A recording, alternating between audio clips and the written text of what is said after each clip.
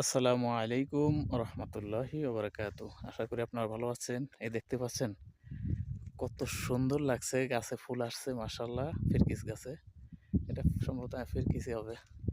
এই দেখেন, পানি দিচ্ছে মনে হয় ১ দিন না ২ দিন। পানি দিলেই এখন ফুল আসবে, পাতা গাছ ভরে যাবে। এতদিন পানি দেয় নাই, কারণ হচ্ছে প্রচণ্ড ঠান্ডা ছিল, ঠান্ডার কারণে বরফ পড়তো, তো গাছের পাতা বা ফুলগুলো জ্বলে যাবে এই জন্য।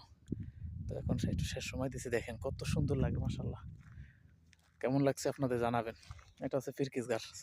এই ফিরকিসের ভিডিও আপনাদের বছরের শুরু মানে ওই সময় করছিলাম, দেখাইছি ঈদের পরে।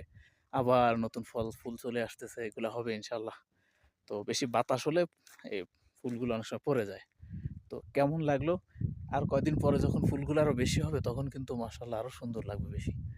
আপনাদের কেমন লাগতেছে অবশ্যই জানাবেন। এই যে বিশাল বাগান, এই একটা গাছ, এটাই অনেক সুন্দর ফুল হয়েছে।